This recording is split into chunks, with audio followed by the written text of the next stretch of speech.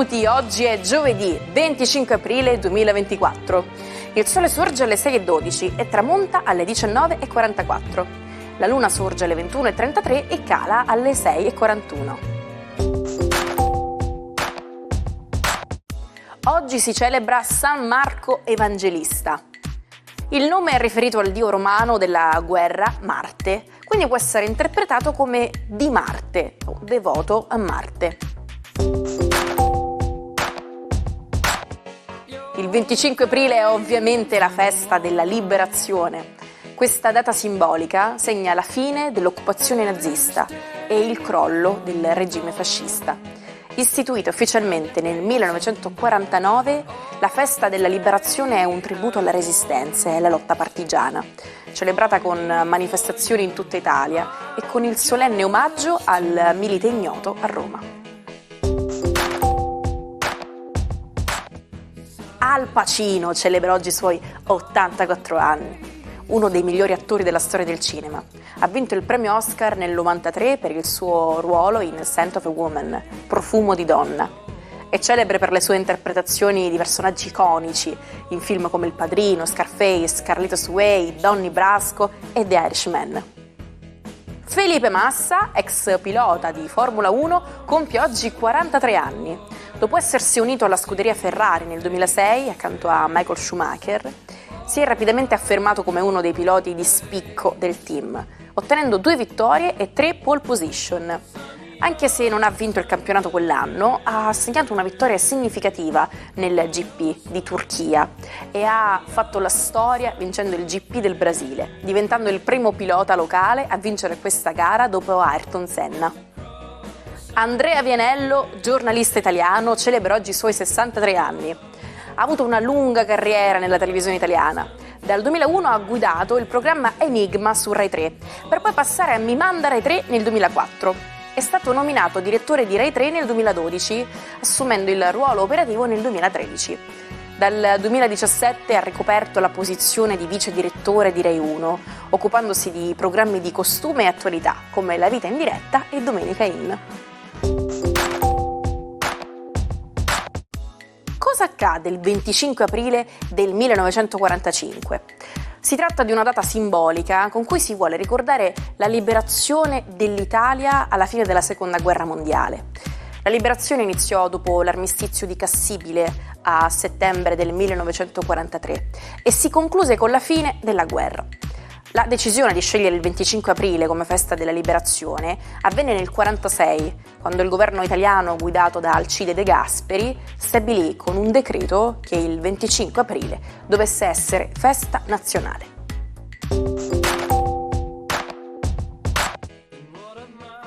Oggi esploriamo un argomento molto controverso, il cibo del futuro, gli insetti.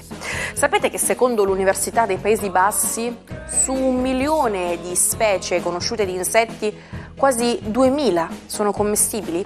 E non è tutto, circa 2 miliardi di persone nel mondo li consumano regolarmente. Ma la parte più sorprendente? Anche chi pensa di non mangiare insetti in realtà lo fa, senza saperlo. Durante i processi di lavorazione, frammenti di insetti possono finire in molti alimenti che consumiamo quotidianamente, come farine, cacao, caffè e marmellate. Buongiorno ai 12. Oggi il cielo disegna architetture decisamente nuove, più libere e molto più aperte a nuove soluzioni. Vediamo un po'. Ariete, è decisamente importante rilevare come una luna marziana in Scorpione e un Marte che si avvicina sempre di più fanno sentire un po' più forti le loro vibrazioni. Ed eccovi appunto presi da una grande passione, ma senza tralasciare gli obblighi lavorativi che da un po' vi oberano non poco, affettivamente anche in famiglia vi prodigate per qualcuno.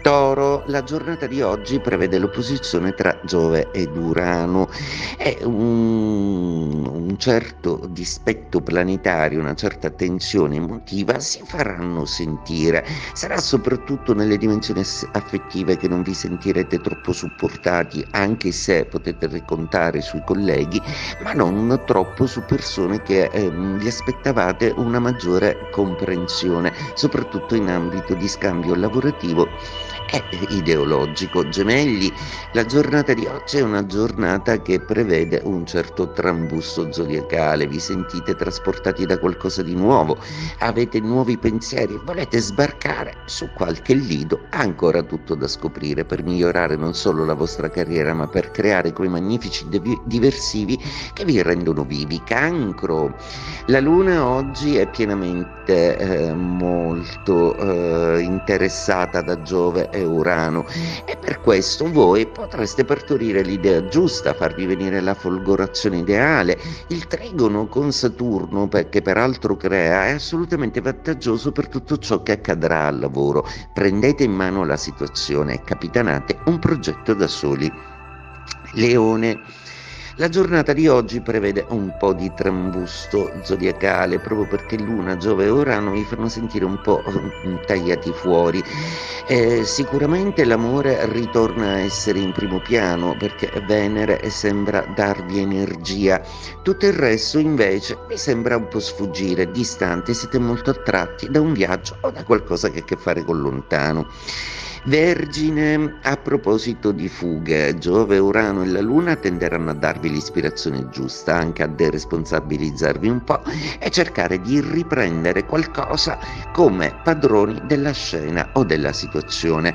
Fate la voce grossa, ogni tanto avete diritto anche voi a imporvi. Bilancia, giornata oggi interessantissima, proprio perché Luna e Urano faranno di voi degli ottimi imprenditori e dei decisionisti di talento per quello che riguarda scelte che hanno a che fare con dei vantaggi economici e familiari.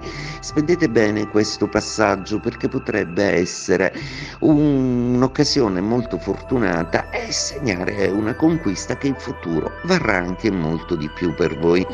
Scorpione, giornata oggi molto piena, la Luna con l'opposizione a Giove e Urano nei vostri gradi sembra trasferire su di voi la fermezza e la sicurezza di un trigono di Saturno che vuole ambire a qualcosa di nuovo, di grande, di lontano. Anche fare le valigie e trasferirvi per lavoro potrebbe essere un'opzione, seppure per un breve periodo, abbastanza valutabile. Sagittario, la giornata di oggi è una giornata alquanto pensierosa, un po' di pianeti che fanno baruffa nel cielo non vi supportano dalla lontananza dei vostri gradi. Poco male, perché troverete comunque nella passione ciò che vi serve per dimenticare un po' lo stress di tutta una serie di cose che ancora faticano ad addivenire ad una loro concretezza.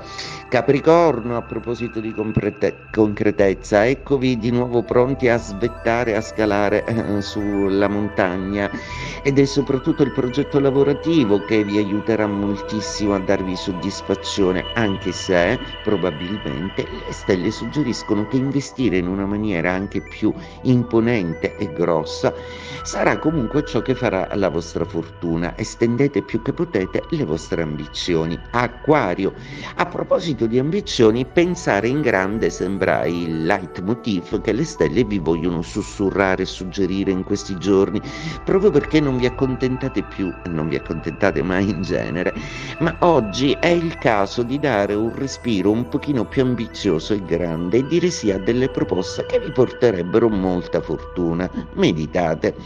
Pesci, la giornata di oggi prevede uno splendido trigono tra Luna e Saturno e tutto torna alla normalità.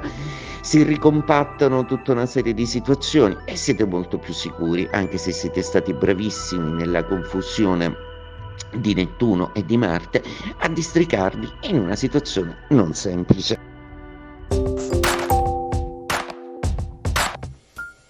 Il 25 aprile del 1959 si verifica il primo caso accertato di AIDS in Congo. La malattia non si conosce e non si conoscerà ancora per molto. Ci vorranno ben 30 anni per scoprire che l'uomo fosse positivo al virus dell'HIV. Diversi sono stati gli studi sul virus e sulla malattia, quasi troppi gli anni necessari a riconoscerli, tanto che purtroppo a 65 anni da quel primo caso nascosto è ancora impossibile sconfiggerli del tutto. Oggi esploreremo la storia di una parola comunissima, ma dall'origine poco conosciuta: bidello. Vi spiego da dove viene e come è cambiato il suo significato nel corso degli anni. Il termine bidello deriva dal latino medievale, bidellus, e dall'antico francese, bidil, indicava un messaggero. Introdotto in Italia dagli studenti francesi dell'Università di Bologna, il termine ha iniziato a designare i custodi dei luoghi di insegnamento che avevano ruoli importanti e rispettati all'interno delle università medievali. Ad esempio avevano il compito di mantenere l'ordine, erano esenti da tasse e godevano di una posizione di prestigio nelle cerimonie pubbliche.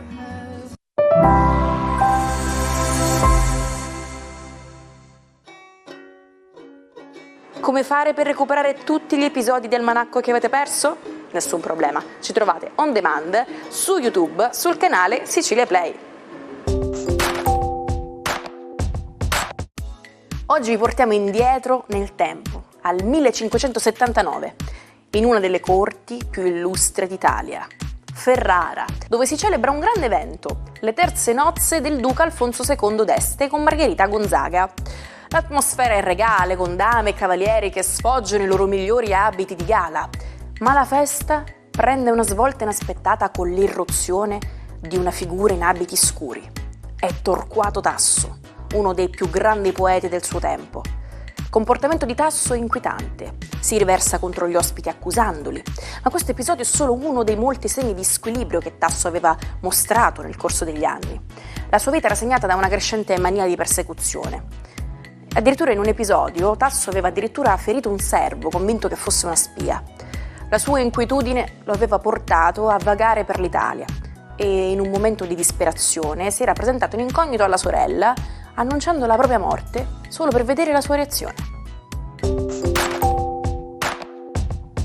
Ci salutiamo con la frase del giorno: quella che il bruco chiama fine del mondo, il resto del mondo chiama farfalla. E che voi siate bruchi o farfalle, vi aspettiamo comunque domani per una nuova puntata del nostro almanacco. Ciao!